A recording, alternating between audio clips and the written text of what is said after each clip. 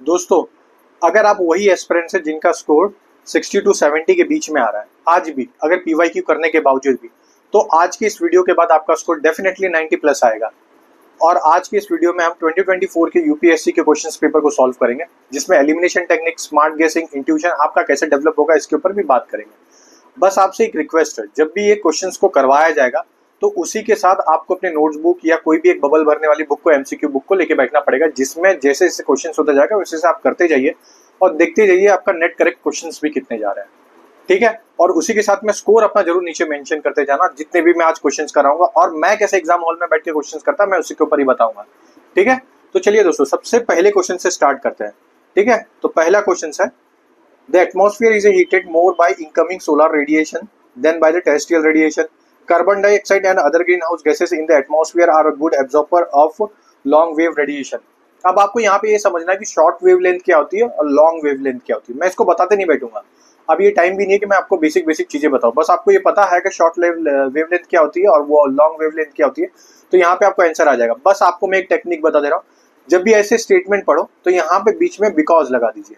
ठीक है, जैसे the atmosphere is heated more by the incoming solar radiation than by the terrestrial radiation because the carbon dioxide and other green house gases in the atmosphere are a good absorber of the long wavelength radiation. ठीक है, अब आपको इतना पता चल गया। अब बस आपके यहाँ पे आंसर पता चल जाएगा, बहुत सिंपल सा आंसर है। जब अगर आपको पता है लॉन्ग वेव लेंथ क्या होती है और शॉर्ट वेव लेंथ क्या होती है। ठीक है, बहुत सिंपल था। चलिए नेक्स्ट क्वेश्चन के ऊपर जाते हैं।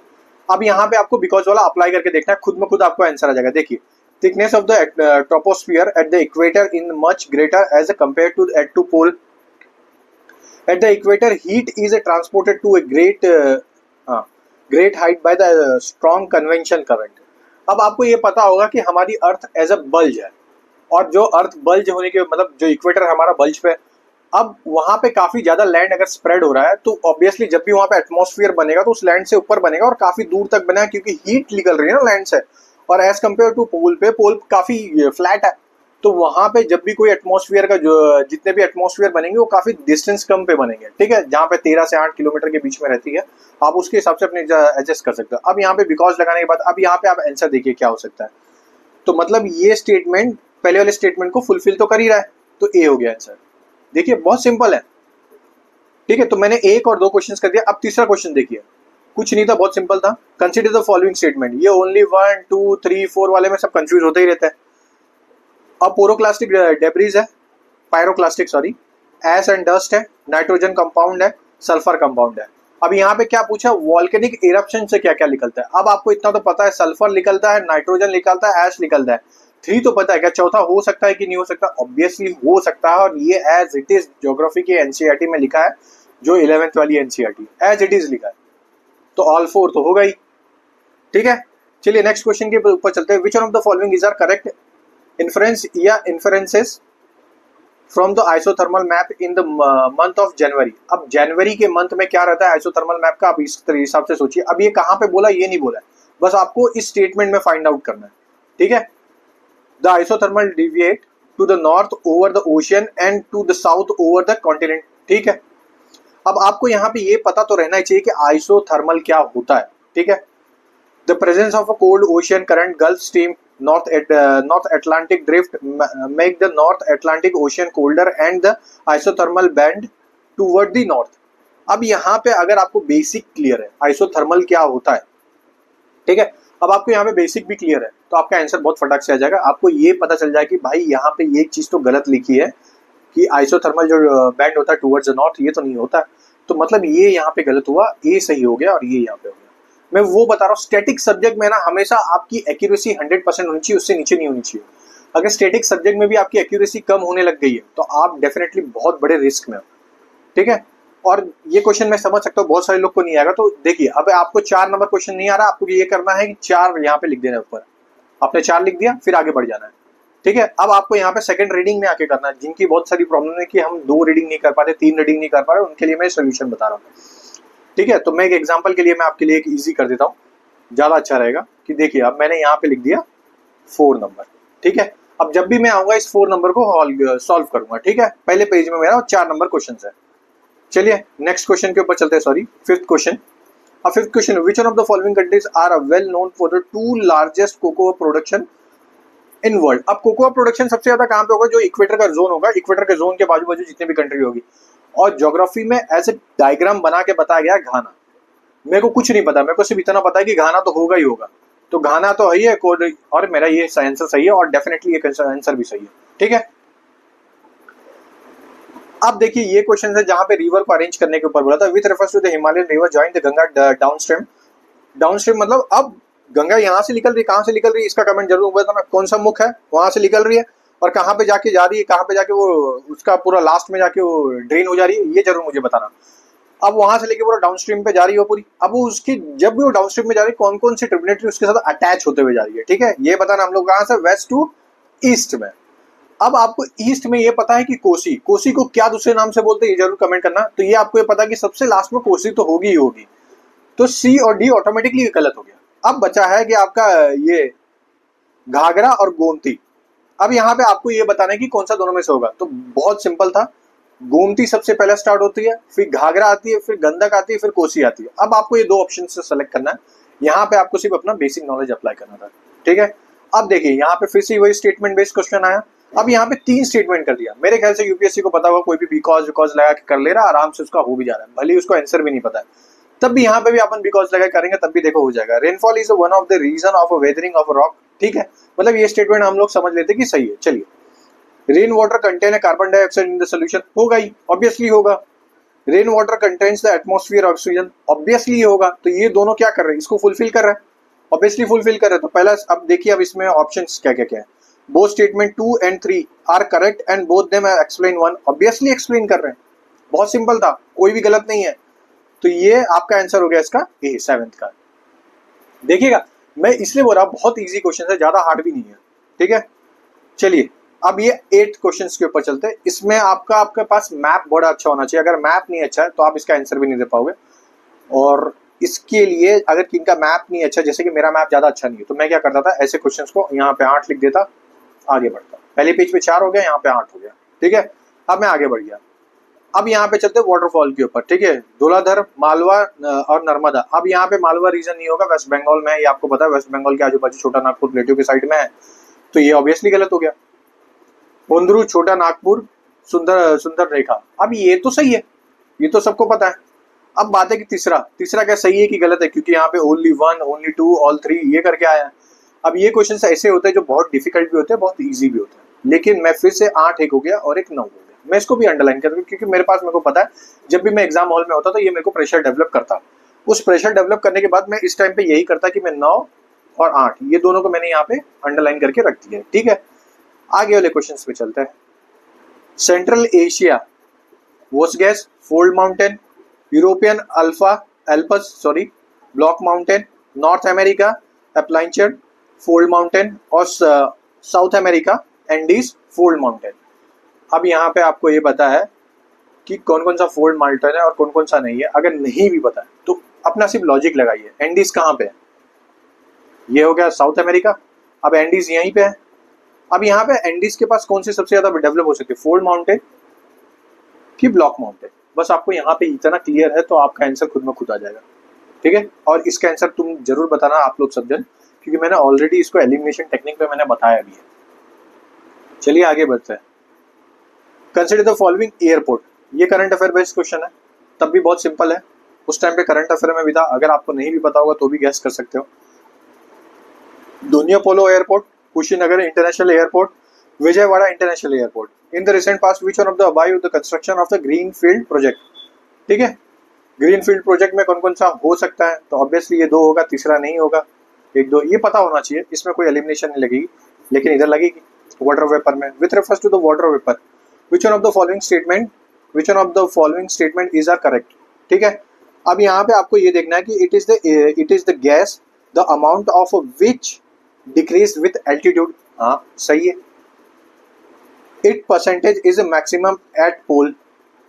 अब यहाँ पे ये स्टेटमेंट क्या बोल रहा है, बस यहाँ पे देखिए, 2 पे देखिए। देखो पहला स्टेटमेंट क्या बोल रहा है, जब भी एल्टीट्यूड इंक्रीज होता है, ठीक है, the gas the amount of which decreases with altitude. जब भी एल्टीट्यूड इंक्रीज होता है उसी के साथ उसकी गैस की जो भी पूरी गैस होती है वो डिक्रीज होती जाती है।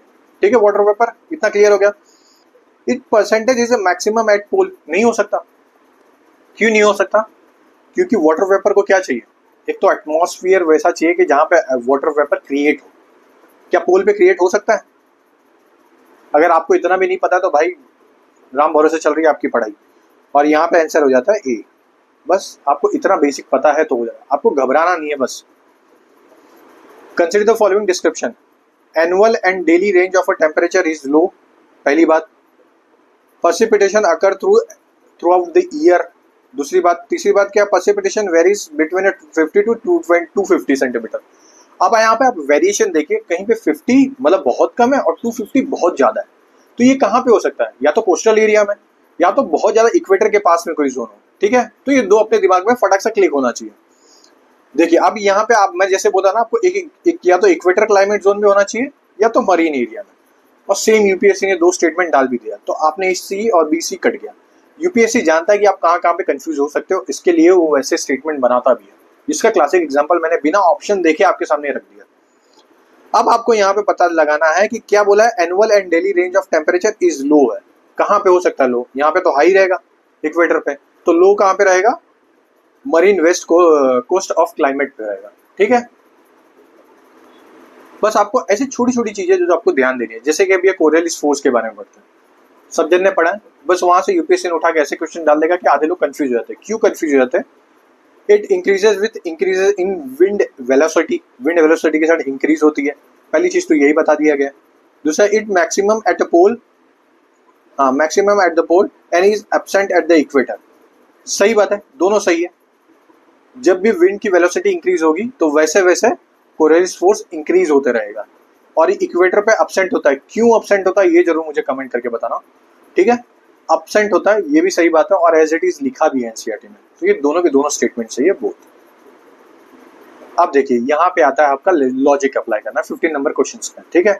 On June 21 every year which one of the following latitude experience a sunlight of a more than 12 hours, 12 hours से ज्यादा। अब ये आपका हो गया tropical of cancer, Capricorn, equator, ठीक है। ये आपका पूरा ऐसे हो गया, इधर कैंसर कैप्रिकॉर्न आ गया। अब यहाँ पे आपको ये पहचानना है कि सन जब भी मूव हो रहा है, ये तीनों के बीच में ही मूव हो रहा है। जब ये ऊपर ही जा रहा है तो या तो ये इधर पोल के पास हल्का फुल्का असर करेगा, और दूसरा यहाँ पे असर करेगा, मतलब कैंसर पे करेगा। सेम चीज नीचे भी कैप्रिकॉर्न पे करेगा, फिर इधर करेगा, और जब इक्वेटर की तरफ मूव होगा तो इक्वेटर पे करेगा। तो इतना पता चल गया। अब देखिए यहाँ पे आपको कैसे अप्लाई करना है, 15 क्वेश्चन है। अब यहाँ पे इक्वेटर पे तो नहीं होगा, मैंने अभी बताया जून 21 है, अभी जून आ रहा है इंडिया में, इंडिया के उधर सन ही है। अब सन इधर मूव होगा, धीरे धीरे नीचे मूव होगा, जैसे जैसे मूव होगा ITCZ भी मूव होना चालू हो जाएगा, और वैसे वैसे लैंड पे अट्रैक्ट होने लगेगा कौन सी, मानसून विंड, ठीक है। कहाँ पे? तिब्बतन प्लेटू पे। इतना फटाफट आपको ज्योग्राफी कनेक्ट होने चाहिए। तो फर्स्ट वन तो रॉन्ग हो गया। ट्रॉपिकल ऑफ कैंसर पे तो हो गई, अभी बात की है, तो सेकंड तो करेक्ट है। अब मुझे देखना है सेकंड कहाँ पे, 1 करेक्ट है, इनकरेक्ट है, और 3 और 4 इनकरेक्ट है। अब बचा क्या है, बी और सी, ये दोनों में सब में मुझे पहचानना है।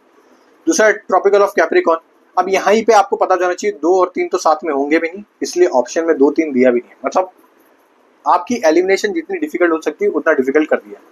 अब आर्कटिक सर्कल बोला है, क्या ट्रॉपिकल ऑफ कैंसर के साथ आर्कटिक सर्कल आता है कि ट्रॉपिकल ऑफ कैंसर के साथ आता है? अगर आपको इतना पता है, आप अभी का अभी ये क्वेश्चन को मार्क कर देंगे और इसका आंसर डी, ठीक है।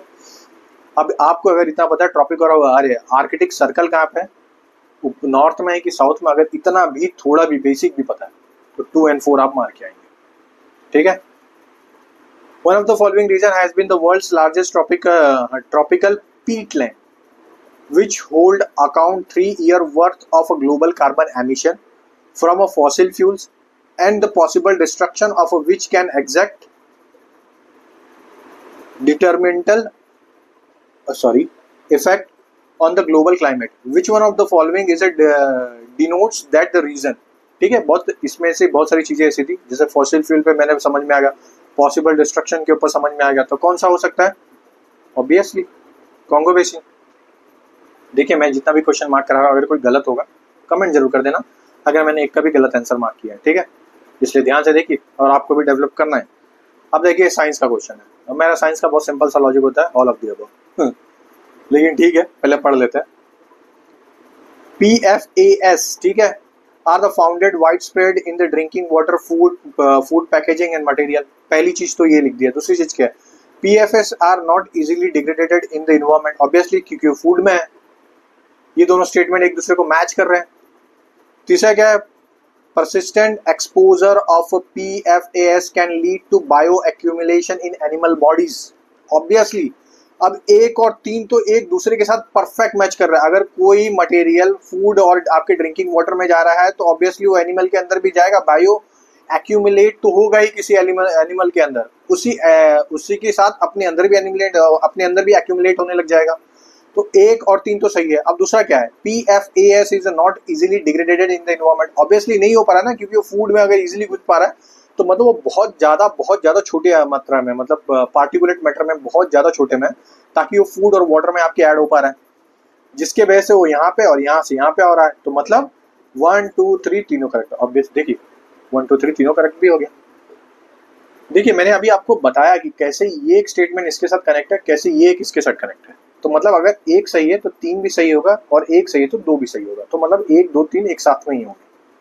मुझे नहीं पता ये PFAS क्या है, मगर बस मैंने इधर क्वेश्चन से निकाला है बस, ठीक है। देखिए नेक्स्ट क्वेश्चन, ऐसा मैं आपको और भी बहुत सारे ऐसे एग्जांपल दूंगा। चलिए मैं अभी दे देता हूँ आपको एग्जांपल। फ्लाइंग फॉक्स मेरे अभी सामने न्यूज मेरे आँख के सामने पड़ गया। The Indian flying fox is placed under the vermin category in the wild life protection act 1972। नहीं पता मुझे करता है कि नहीं करता है, ठीक है। Because the Indian fly fox feed on the blood of other animal. अब आपने फूड चेन तो सुना होगा, फूड चेन में जो सबसे ऊपर कार्निवोर होता है वो हमेशा नीचे वाले जानवर को खाता है। तो क्या उसके वजह से उसको वर्मिंग अनाउंस कर दिया जाएगा? अगर कोई चीता हिरन को खा रहा है तो क्या चीता को वर्मिंग अनाउंस कर दिया जाएगा? नहीं ना, सीधी सी बात है, लॉजिक है। यहाँ पे अगर आपको बेसिक भी नहीं पता, कुछ भी नहीं पता, आपको अगर इतना पता है कि एक जानवर दूसरे जानवर को खाता तो वो वर्मिंग नहीं होता, वो उनका फूड चेन है, ठीक है। तो कब वर्मिंग अनाउंस करेगा? जब कोई जानवर आके हमारी फसल बर्बाद कर दे रहा है। इसका क्लासिक एग्जांपल है, जैसे यूपी में नील गाय होते हैं। तो नील गाय क्या करता है कि फसल खराब करना चालू कर देता है। जब वो फसल खराब कर देंगे तो उसको वर्मिंग अनाउंस किया जाएगा ना कि वो किसी जानवर को खा रहे तो उसको वर्मिंग अनाउंस किया जाएगा। बस अगर आपको इतना पता है, आपने ये कैंसिल किया और आपको ऑटोमेटिकली ये पता, तो ये तो सही होगा। क्योंकि जब भी ऐसे स्टेटमेंट बेस्ड क्वेश्चन आते हैं तो बड़ा इजी होता है, इसमें से एक एलिमिनेट हो गया, अपने आप आंसर आ जाता है। तो अब देखिए कहाँ कहाँ पे सेकंड रॉन्ग है, ठीक है। अब आप वहां पे अपने सेकंड को रॉन्ग करते हुए चलिए और देख लीजिए। स्टेटमेंट 1 2 स्टेटमेंट 2 एक्सप्लेन दे नहीं होगा, ये भी नहीं होगा क्योंकि दोनों एक ही साथ होता है। अब 1 करेक्ट है, स्टेटमेंट 2 इज इनकरेक्ट, हो गया, आपका आंसर भी आ गया। बहुत सिंपल था, देखिए मैंने आपके सामने एक्सप्लेन किया, ठीक है। चलिए अब आगे चलते हैं। अब यहाँ पे कंसिडर द फॉलोइंग स्टेटमेंट। अब ये पैरासाइटोड स्पीसीज जो होती है, founded in the how many about the kind of organism. अब ये आपको पता होना चाहिए। मैं आपकी जगह पे होता तो यहाँ पे 18 लिखता, आगे बढ़ता। और तो मुझे आंसर पता है, मैं बता भी सकता हूँ, लेकिन मैं उनके हिसाब से बता रहा हूँ जो सच में बहुत ज्यादा तकलीफ में रहते हैं। 19 क्वेश्चन नंबर आया। अब यहाँ पे पूछा है ग्राउंडनट, ऑर्सग्राम और सोयाबीन। अब यहाँ पे पूछा है विच one of the following P family से है। बीज होती है ना, पी छोटी छोटी। अब सबको पता है ग्राउंडनट तो है ही है, सोयाबीन भी है। सोयाबीन और सोया चंक में कंफ्यूज मत होना, ठीक है। सोयाबीन को भी जाके देखिए, एकदम किडनी बीन्स की तरह दिखती है, वो छोटी रहती है, सोयाबीन्स है। तो ये भी होगा, ग्राउंडनट भी होगा, मतलब 1 और 3 तो है ही है। ओहो, यहाँ पे ओनली 1 दिया है, ओनली 2 दिया है, नन दिया है, तो नन तो नहीं होगा, ये पता चल गया। तो 3 बचे हैं। अब सोया ग्राम्स तो होगा ही होगा, दाल की एक वेराइटी है, तो ऑल 3 हो गया। और इसके बारे में तो मैंने आपको भी बताया। ऐसे ट्रिक आपको धीरे धीरे मिलते रहेंगे, बस आपको ये करना है कि लास्ट तक बने रहना। अब देखिए 21 क्वेश्चन नंबर है। मुझे नहीं पता क्या पूछा रहा है, मेरे को मगर ये पता है सिकाडा क्या होता है। एक तरीके क्या है, इंसेक्ट है, बस मेरे को यही पता है। अब मैं पॉन्ड, स्कैटर, ये सब नहीं भी पता है। तब पॉन्ड से आपको समझ में आ रहा है और स्केटर से क्या समझ में आ रहा है, बस आप इंग्लिश के वर्ड को पकड़ो ना। नहीं भी हो रहा है, हिंदी में चले जाओ भाई, 21 में ही चले जाओ। 21 नंबर का आएगा क्वेश्चन नंबर, यहीं पे देख लीजिए ना, क्या है, ताल विसर्पी। ताल विसर्पी लिखा है। अब ताल क्या होता है, विसर्पी क्या होता है, हिंदी मीडियम वालों को ये भी नहीं पता होगा तो भैया बस जय श्री राम। नहीं भी पता है तब भी सिकाडा देख लीजिए, सिकाडा के लिए हो गया इंसेक्ट्स, ठीक है। चलिए 22 क्वेश्चन नंबर है। Many chewings gum found in the market are the consider a source of environmental pollution. अब च्युइंगम का बहुत बड़ा इश्यू चला था। अब आपको लगता है ये कहाँ से पूछा होगा? हर यूपीएससी का चेयरमैन मेरे ख्याल से टेलीविजन भी अच्छा खासा देख रहा है, और मैं जहाँ तक समझ सकता हूँ ये शार्क टैंक में आया था।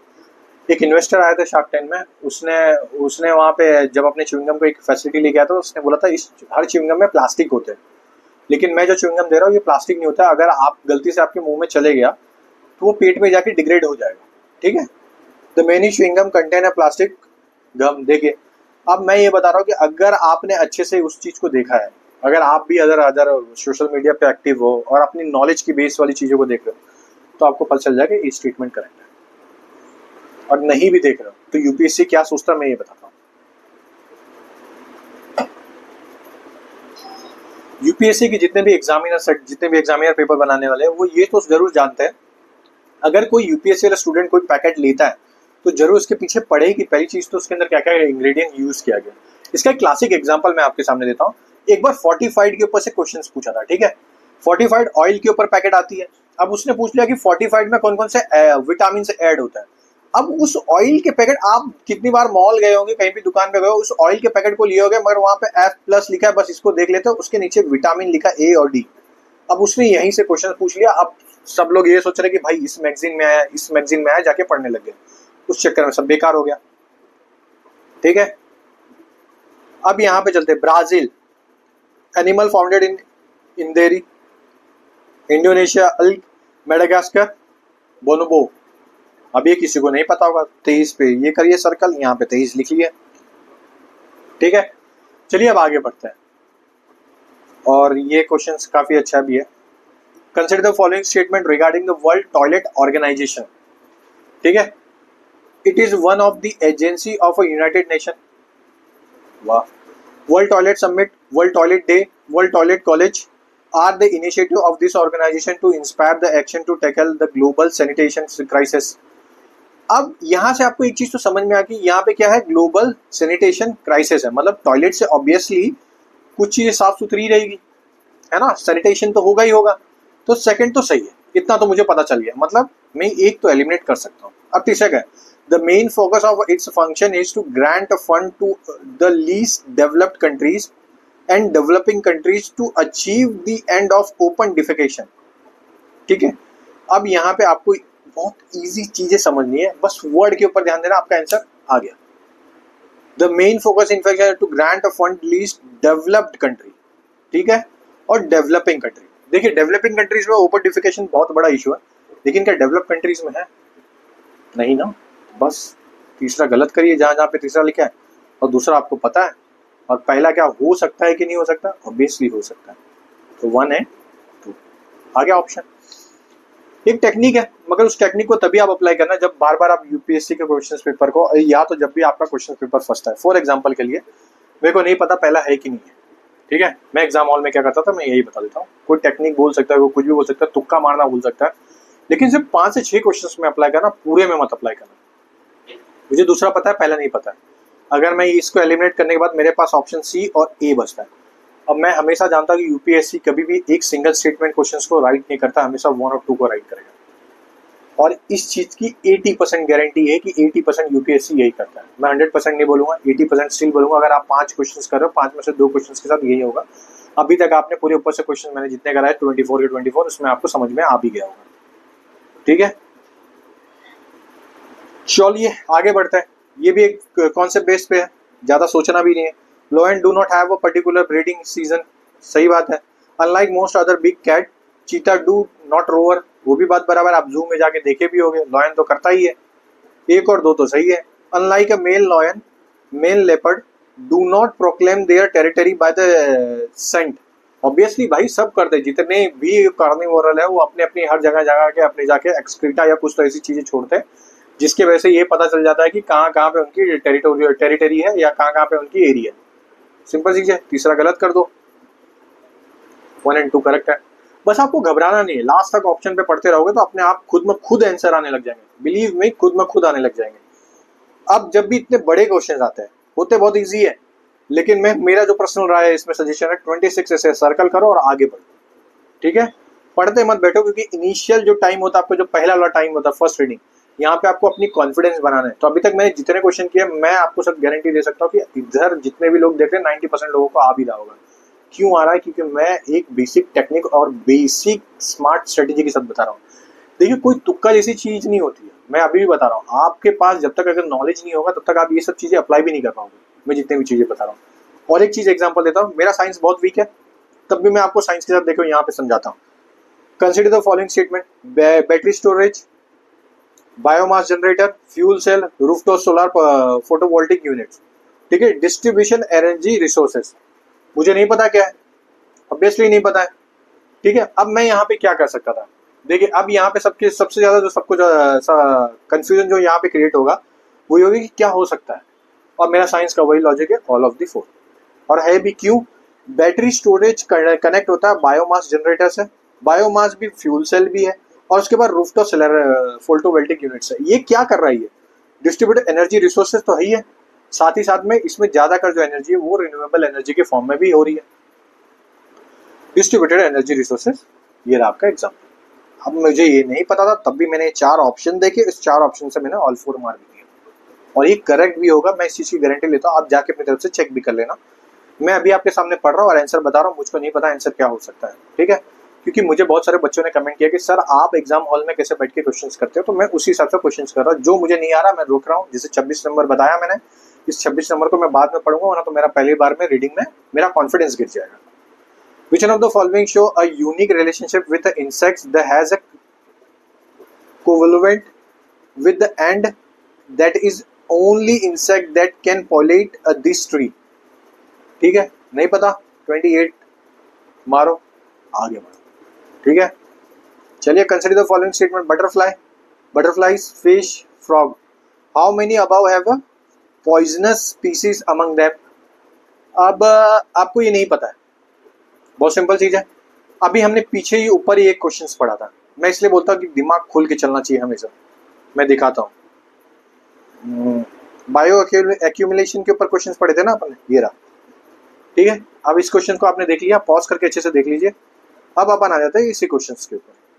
ठीक है, अब फ्रॉग कहाँ रहता है, पानी में, फिश कहाँ रहती है, पानी में, बटरफ्लाई क्या करती है, अदर एक्टिविटी को अपनी तरफ से खाती है, और उसके अंदर जाके क्या पॉल्यूशन स्टोर होता है। तो ये तीनों कुछ ना कुछ तो खा ही रहे ना, और तीनों के अंदर कुछ ना कुछ बायो एक्यूमुलेट तो हो ही रहा है। तो कौन कौन सी स्पीसीज जो पॉइजनस हो सकती है, तीनों हो सकती है, ऑल 3। देखिए ना, मैं ऊपर वाले स्टेटमेंट से यहाँ पे आंसर निकाल के दे रहा हूँ, कहीं बाहर नहीं जा रहा हूँ। कंसिडर द फॉलोइंग स्टेटमेंट, अब जिनको बेसिक एनसीईआरटी या बेसिक पहला दूसरा चैप्टर भी पढ़े होंगे ना, उनको ये आंसर आना चाहिए। और जिसने पुष्पा मूवी देखी, अगर किसी ने पुष्पा मूवी देखी है तो इतना तो पता है रेड सेंटर हमारी इंडियन ओरिजिन है, तो तीसरा तो होगा ही होगा। अब बचा कैशो नट्स किसने लाया था एग्जाम, और ये पता होना चाहिए। देखिए मैं यहाँ पे ये नहीं बोलने आया हूँ कि भाई 30 क्वेश्चन रिपीट हो रहा है तो उसके साथ ये क्वेश्चन रिपीट हो रहा है तो इसके लिए इसका आंसर ये होगा, ये बकैती मैं नहीं करने आया हूँ। मैं आपके नॉलेज, आपको अगर बेसिक भी नहीं है ना तो मैं मदद भी नहीं कर सकता। अब आपको पता है ये किसी बाहर की कंट्री ने इंट्रोड्यूस किया, तो एक तो गलत हो गया, और एटलीस्ट 1 तो सही है, ऑल 3 तो नहीं सही है, नन तो नहीं होगा। अब इन दोनों में से पहचानना है। पपाया ये भी किसी और ने इंट्रोड्यूस किया, कौन सी कंट्री ने इंट्रोड्यूस किया या कहाँ से स्पीसीज आई, ये जरूर आपको पता होना चाहिए। तो इसका आंसर क्या, ओनली 1, क्योंकि रेड स्टैंडर्ड हमारे यहाँ का ही है। अगर किसी ने पुष्पा मूवी देखा है तो मेरे को जहाँ तक लगता है ना, जब भी एग्जामिनर वाले जब भी क्वेश्चन बनाते होंगे ना, भाई पुष्पा मूवी तो देखे होंगे, पुष्पा फेमस भी है, तो उसमें से एक ऑप्शन उठा के डाल दिए। इसके पहले the man who knows infinity करके था, रामानुजाचार्य के ऊपर बना था, तो उनके ऊपर भी ऐसे ही क्वेश्चन पूछा था कि ये एक पिक्चर है और इससे और इसे इनडायरेक्टली इधर से भी पूछा। तो आप ये सोचिए ना, एग्जामिनर क्या कर रहा है ना, और आप वो सोचते ही नहीं हो। बस आप इंटरनेट खोल लोगे, 10 वीडियो देख लोगे और 10 वीडियो से सीख लोगे, हो चुका भैया। चलिए, radioisotope thermoelectric generators RTG, consider the following statement, RTG are a miniature fusion reactor. अब फ्यूजन तो पता होना चाहिए। RTG are used to powering the on-board system of a spacecraft. RTG can plutonium-238 which was a byproduct of a weapon development. अब मुझे नहीं पता ये क्या होता है, मैं 31 लिखा, सर्कल किया, आगे बढ़ गया। ठीक है, giant star live much longer than the dwarf star because compared to dwarf star a giant star have a greater rate of a nuclear reaction. अब यहाँ पे आ गया बिकॉज लगाया आपने, अब इस बिकॉज से क्या आपका क्वेश्चन सॉल्व हो रहा है? हाँ हो रहा है, ये दोनों एक दूसरे को काउंटर कर रहे हैं। तो giant star live much longer than the dwarf star है, तो यहाँ पे क्या बोला है, compare to dwarf star giant star have a greater rate of nuclear reaction obviously होगा ना, तभी तो बड़ा होगा। अगर सन बड़ा होगा तो उसके अंदर न्यूक्लियर रिएक्शन उतनी ही तेजी से बढ़ते जाएंगे। ठीक है, तो यहाँ पे giant star leave much longer than the dwarf star नहीं होगा ना, वो ब्लास्ट होने की सिचुएशन, जैसे जैसे बड़ा होगा वैसे फूटने की सिचुएशन में आएगा। तो पहला तो गलत हो गया और यहाँ पे आंसर आ गया। मतलब एक गलत होते मान क्वेश्चन आते, इसलिए मैं अभी बोल रहा हूँ ये स्टेटमेंट क्वेश्चन बेस्ड क्वेश्चन आता है, सबसे पहला जाके इसको अटेम्प्ट करिए। मैं गारंटी देता हूँ अगर आप बहुत ही लिचड़ हो पढ़ाई में और आपको कुछ पढ़े भी नहीं हो, यहाँ पे 90% क्वेश्चन के चांसेस है कि करेक्ट हो जाए। और ऐसे क्वेश्चन अगर छोड़ दिया ना भाई, आपको कोई नहीं बचा सकता। अब ये बहुत इजी क्वेश्चन है। विच one of the following synthetic of a human body of dilate body vessel and increase the blood flow. बहुत सिंपल सा है और आपको याद होना, जो भी यूपीपीसीएस भी दे रहा, स्टेट सर्विस भी दे रहा, उनको पता है नाइट्रिक ऑक्साइड। बस मैं इसमें कोई एलिमिनेशन नहीं है, बेसिक नॉलेज है। Identification of narcotic on passengers eight airport और इन एयरक्राफ्ट। क्या चीज यूज होती है देखते हैं। Monitoring of precipitation, tracking of the migration of animals.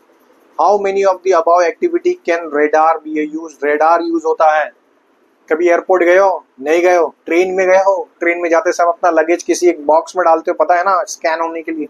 वो क्या है, वो एक एक्सरे मशीन है वहां पे, वो आपके लगेज के आर पार देखती है। तो मतलब ये इसके लिए रेडार नहीं लगता, एक्सरे लगता है।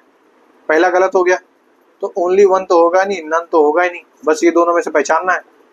पहला गलत हो गया, 3 भी नहीं होगा, सॉरी, ओनली 1 भी नहीं होगा।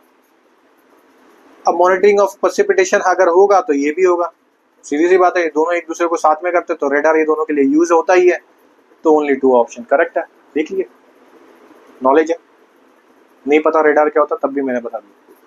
अब ये क्वेश्चन ट्रिकी है, जिन्होंने ये किया होगा हेड्स ऑफ है, अगर नहीं भी किया होगा तो अगर वो डेली न्यूज में बैठ के देखते तो इतना तो पता होना चाहिए। राफेल मिग 29 और तेजस MK5। अब यहाँ पे क्या बताया है, 5th जनरेशन। आपको पता है इंडिया को कोई भी 5th जनरेशन जल्दी देने के लिए एग्री नहीं हो रहा है accept Russia.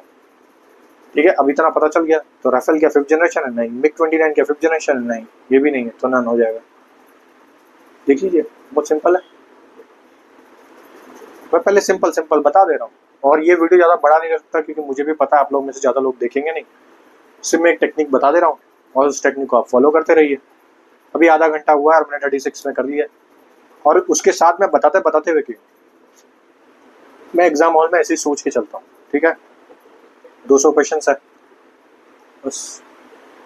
In which one of the following are hydrogel used? Control drug delivery in patients, mobile air condition system. अब 1 2 दोनों मैच हो गए भाई, इसको लेके जाने के लिए यही तो चाहिए। 1 2 मैच हो गया, 1 2 तो होंगे ही होंगे, काटो सब। अब बचाइए 1 2 3 BD। और मेरा जो लॉजिक है, जब भी साइंस है तो क्या आना चाहिए, all of the above. Precipitation of industry lubricant, अरे वाह, सच में ऑल ऑफ द अबव हो गया। अरे हम बोल रहे हैं, अगर आपको इतना पता है तो आराम से कर लोगे, अगर ज्यादा सोच रहे हो तो गई भैंस पानी में। 37 के ऊपर चलते हैं। Which one of the following is the exhaust pipe emission from the fuel cell electric vehicle powered by the hydrogen? नहीं पता, हाइड्रोजन आ गया। अब हाइड्रोजन से क्या निकलेगा, वाटर वेपर ही ना, कि हाइड्रोजन पेरोक्साइड लिख लेगा, ऑक्सीजन निकलने लग जाएगा। फ्यूल सेल इलेक्ट्रिक व्हीकल से पावर्ड बाय द हाइड्रोजन, उससे क्या निकलेगा, वाटर वेपर। सबको पता है कि अगर इलेक्ट्रिक व्हीकल अगर पॉल्यूशन फैला रही है तो वाटर वेपर के नाम पे ही फैला रही है। ठीक है, और कुछ नहीं। अब अगले साल ये मैं जहां तक जजमेंट लगा सकता हूँ, वाटर वेपर से एक क्वेश्चन आ जाएगा और उस वाटर वेपर से पूछ लेंगे कि वाटर वेपर का contribution as compare to green house gas में कितना जाता है। बस आप वहां पे कंसिडर, अरे यार यूपीएससी ने फिर हार्ड पूछ ले। हार्ड नहीं, बहुत ईजी है भाई, वाटर वेपर पढ़ लो। और ये तीनों से अलग वाटर वेपर है भी, तो पढ़ो भाई। ऐसा सोचो ना, कब सोचोगे, एग्जाम होने के बाद। आधे लोग तो यही सोच रहे होंगे कि एग्जाम पोस्टपोन हो रहा है। हो गया, करवा लो। Recently, the term pumped storage hydropower is actually an appropriately discussed in the context in which one of the following? ठीक है, अब देखिए यहाँ पे ट्रिक देखिए, बहुत जबरदस्त ट्रिक है। मैं देखते हैं मेरे को आंसर भी आ गया। ठीक है, सबसे पहला क्या है, irrigation of a traced crop field, lift irrigation serial, ये दोनों कनेक्ट हो गया। अगर ए होगा तो सी भी हो सकता है, यहाँ पे स्टेटमेंट तो है ही नहीं, मतलब ए भी दोनों गलत है।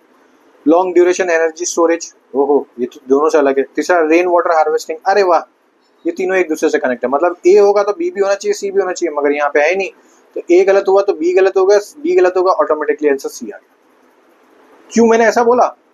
Rain harvesting system, lift irrigation, cereal crops, irrigation terrace crop, तीनों में इरिगेशन कॉमन है और तीनों में वाटर के एक रेन हार्वेस्टिंग सिस्टम के थ्रू पे ही हो रही है, इसलिए ये गलत, ये गलत, ये गलत, सी अपने आप लॉन्ग ड्यूरेशन एनर्जी स्टोरेज आ जाएगा।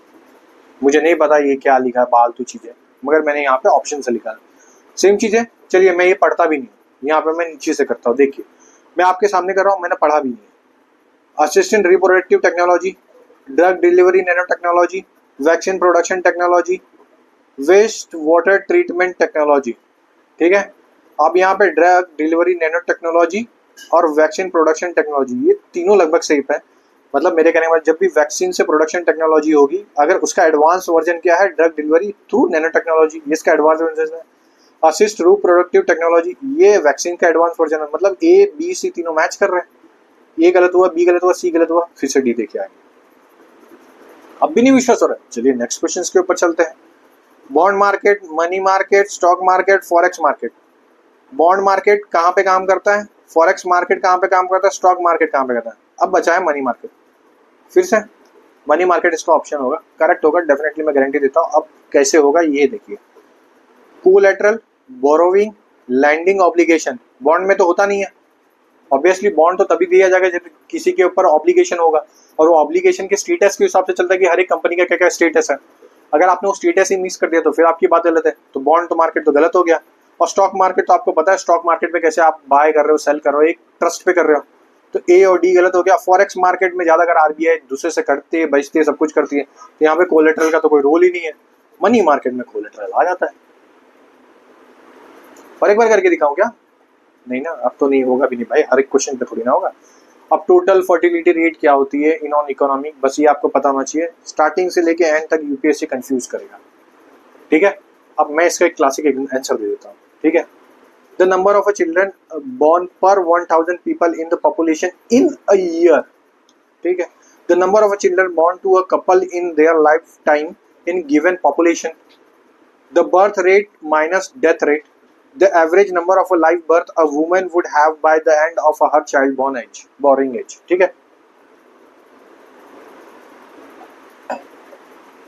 अब यहाँ पे आपको सिर्फ इतना समझना है कि आपको टोटल फर्टिलिटी रेट पता है, नहीं पता है तो सबसे ज़्यादा डिटेल में कहाँ पे एक्सप्लेन किया, सब ऑप्शन में। यहाँ पे डिटेल में बहुत ऑप्शन किया, एक्सप्लेन किया, ठीक है। और ऊपर से एक्सप्लेन किया, डीप में नहीं गया। हम लोग ये पढ़ते 2 साल में, 3 साल में, 1 साल में डेथ हो रही है, हम लोग इतना डीप में पढ़ लेते हैं। मगर यूपीएससी क्या करता है, बहुत सिंपल सा एक स्टेटमेंट दे दिया। अब आप यहाँ पे कंफ्यूज, भाई मैंने 1000 भी कहीं देखा है, मैंने child born to couple life their the life span के ऊपर देखा है, birth rate minus death rate के ऊपर भी देखा है, ये सब तो देखा है मैंने, मगर डी भी मैंने देखा है। और यहाँ पे आंसर डी ही होगा। लेकिन आपको बस अपने नॉलेज के ऊपर बिलीव करना, और ये तभी हो पाएगा जब बार बार आप रिवाइज भी करते रहोगे, बिना रिवीजन के तो ना होने वाला। Consider the following statement. In India, non-banking financial companies can access the liquidity adjustment facility window of the Reserve Bank of India. नहीं. In India, foreign institution investor can hold a government security. क्या करती है? हाँ भाई, तभी तो मिलेगा। Foreign institution जब तक वो होल्ड नहीं कर पाएगी तो कैसे करेगी? In India, stock exchange can offer a separate trading platform for a debt. Obviously, 2 और 3 तो करेक्ट है, और ये आपको एज इट इज पता होना चाहिए। अगर आपको नहीं पता है तो फिर भाई बहुत दिक्कत है, क्योंकि बेसिक क्वेश्चन था। जो बोलते हैं ना कि 2024 में भी एलिमिनेशन अप्लाई नहीं होता, मैं करके दिखा रहा हूँ आपके सामने। ये क्वेश्चन देखिए 43, आप एक बार पढ़िए, मैं ट्रिक बता देता हूँ, पढ़िए। चलिए पॉज करके पढ़ना भाई, ओ पढ़ो भाई। In India which one of the following can trade in corporate bond और गवर्नमेंट सिक्योरिटी, ठीक है। 2 चीजें, कॉर्पोरेट बॉन्ड और गवर्नमेंट सिक्योरिटी से। इंश्योरेंस कंपनीज अगर होगी तो पेंशन फंड भी होगा, तो 1 और 2 तो होगा ही होगा। गवर्नमेंट सिक्योरिटी की बात आ रही है, LIC इसका क्लासिक एग्जांपल, LIC ने किया भी है वैसा, तो ये दोनों तो हो गए। मतलब 1 2 जहां पे होगा वो तो होगा ही, मतलब ए हो सकता है या तो डी हो सकता है। रिटेल इन्वेस्टर कॉर्पोरेट बॉन्ड के नाम पे, अगर कॉर्पोरेट बॉन्ड पड़े और रिटेल इन्वेस्टर लिखा है, उसको देखते मन तुरंत समझ जाओ तो आंसर क्या होगा, 1 2 3। ये वैसे एक्चुअली में जो 45 क्वेश्चन नंबर है, मैं अभी मेरे आंख के सामने, मैंने एलिमिनेशन टेक्निक में इसको समझाया है। जिन्होंने देखा इसको कमेंट करके जरूर बताना इसका आंसर क्या है। तो कमेंट में लिखना 45, आंसर डी, ए, बी, सी, जो भी आपको लिखना होगा। चलिए, consider the following statement, exchange trade fund, motor vehicle, currency swap. अरे मोटर व्हीकल कहाँ से आ गया इसमें? अब आपके दिमाग में अगर इतना क्लिक हो रहा है तो आपको समझ में खुद ही आ जाएगा मैं क्या बोलना चाह रहा हूँ। एक्सचेंज ट्रेड फंड है, करेंसी स्वैप है, और मोटर व्हीकल कहाँ आ गया भाई? फाइनेंशियल इंस्ट्रूमेंट क्या है इसमें? मोटर व्हीकल तो होगा ही नहीं, दूसरा गलत हो गया। 1 और 3 तो हो गया कि दोनों एक दूसरे के साथ कोलाइड हो रहा है, करेंसी स्वैप और एक्सचेंज ट्रेड फंड। कितना ईजी है। लेकिन आजकल तो एक तो यूट्यूब पे ना सब आगे नौसिखिए आगे सब आके आपको बताएंगे एलिमिनेशन तो अप्लाई नहीं हो रहा 2024 में। अप्लाई करके आपके सामने रख रहा हूँ।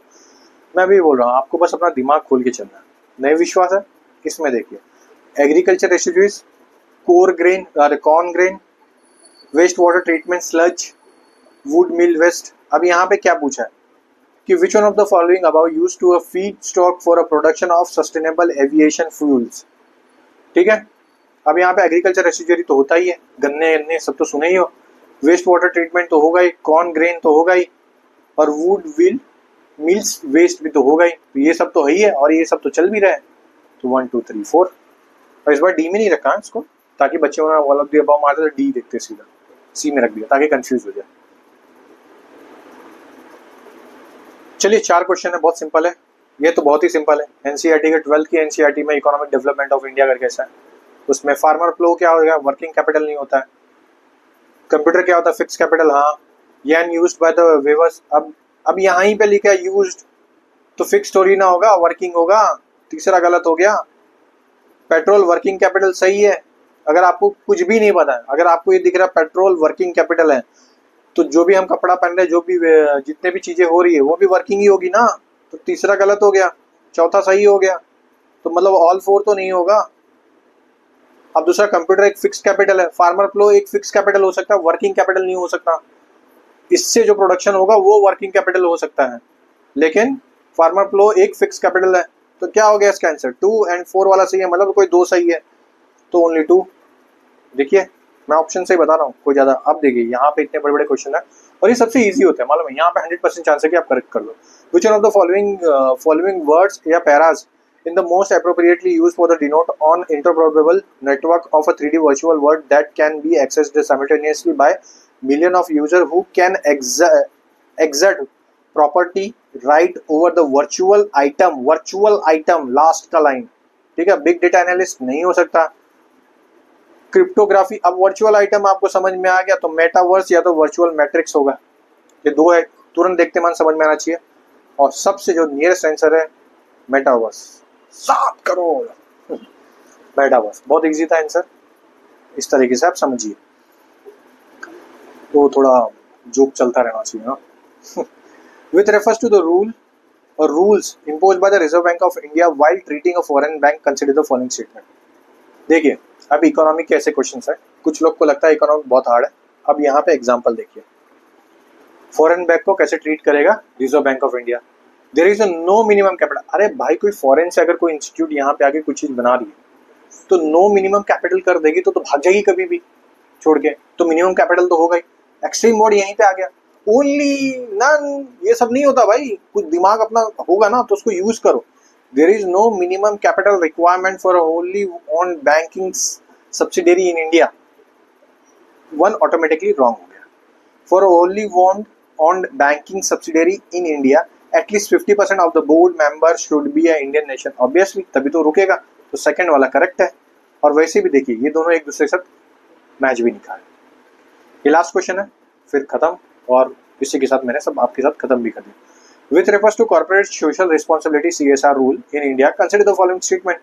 CSR rules specify that expenditure that एक minute benefit the companies directly और its employ will not consider CSR as a activity. Obviously ना, अगर आप CSR फंड ले रहे हो और ये बता के ले रहे हो कि भाई हम ये कर देंगे वो कर देंगे। अच्छा, इसके ऊपर से अगर किसी ने बुक खरीदा है तो किसी को बुक पता है कि मतलब जैसे क्लासमेट की बुक हो गई, उस बुक के पीछे लिखते हैं ना कि अगर आपने इस बुक को खरीदा तो इसमें से 2 रुपया किसी गरीब चाइल्ड को पढ़ाने में जाएगा। और कौन सी कंपनी वो दावा करती है? ITC। ये कौन है? तंबाकू बनाने वाली कंपनी। वो बुक निकाल रही है और उससे क्लेम कर रही है कि ये बुक जाएगा उधर। तो इसने एक अच्छा काम किया, क्या बुक बनाया, उस बुक को सस्ते रुपए में बनाया और उसमें से भी पैसा जा रहा है एजुकेशन में। पब्लिसिटी की पब्लिसिटी हो गई, कंपनी का नाम हो गया। तो पहले वाला स्टेटमेंट मेरे ख्याल से इस तरीके से एग्जामिनर ने सोचा हुआ। CSR rule do not specify the minimum spending CSR activity. Do not specify, obviously specify है, कंपनी रूल्स में मेंशन है ना कितना परसेंट, और कंपनी एक्ट में कितना परसेंट बोला गया, 4% की 3%, कमेंट करके जरूर बताना। तो इसका आंसर क्या हो जाएगा? अब बात रही मैंने जितने क्वेश्चन ऊपर छोड़े, देखिए मैं 50 तक तो आपको ऐसे ही बता दे रहा हूँ, उसके आगे इसलिए नहीं बता सकता क्योंकि मुझे पता है कि मैं ज्यादा बड़े क्वेश्चन बना दूंगा, कोई देखेगा नहीं।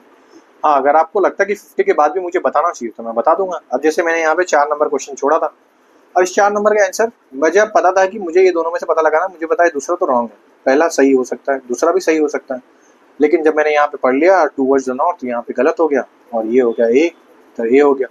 दूसरे पेज में क्या आ जाएगा? 8, क्वेश्चन नंबर 8, मेरा क्वेश्चन नंबर 8 छूटा था, मुझे यह पता है। अब consider the following statement, Finland, Germany, Norway, Russia. अगर किसी को यूरोप का मैप याद है तो उसका आंसर हो गया, ठीक है, ऑल 4 हो नहीं सकता। अब यहाँ पे आपको जर्मनी और सबका मैप ये भी याद होना चाहिए। तो अब ये रहा आपका पूरा मैप, यहाँ पे रशिया, यहाँ पे फिनलैंड है, तो फिनलैंड तो नहीं होगा, रशिया होगा ही नहीं। अब बस देख लीजिए अब आंसर क्या होगा, बस यूरोप का मैप याद होना चाहिए। तो दोस्तों आज के लिए बस इतना ही। नेक्स्ट वीडियो से मैं और भी सब्जेक्ट को क्लियर करते जाऊंगा, जैसे जैसे एग्जाम पास में आ रहा है मैं फटाफट हर सब्जेक्ट की क्लियरिटी लाते रहूंगा। वीडियो छोटा ही रखूंगा, इतना बड़ा नहीं रखूंगा, ये तो बस आपके रिक्वेस्ट पे मैंने बनाया कि कैसे मैं क्वेश्चन पेपर को सॉल्व करता, मेरे क्या कॉन्सेप्ट होता। तो मैंने जो आज बताया बस आप जाके उसको अप्लाई करिए, और ये यूनिक है, मैं ऐसा नहीं कि दूसरे की तरह बता रहा हूँ कि आप जाके इस ऑप्शन को करिए, इस ऑप्शन को करिए, मैं ऐसा कुछ नहीं बता रहा हूँ, मैं सिर्फ बता रहा हूँ आपका बेसिक नॉलेज कैसे आप अप्लाई करके कर सकते हो। अगर आपको वीडियो अच्छा लगता है तो लाइक और शेयर जरूर करना दोस्तों, कि हमने भी बहुत सारे ऐसे इनिशिएटिव मिला रहे जिसमें हम काम भी कर रहे हैं उसी हिसाब से। तो आप शेयर करोगे तो उतना ही हमारे लिए भी आसानी होगी, ठीक है दोस्तों। तो सब्सक्राइब जरूर करना भाई, ठीक है, चलिए, जय हिंद दोस्तों।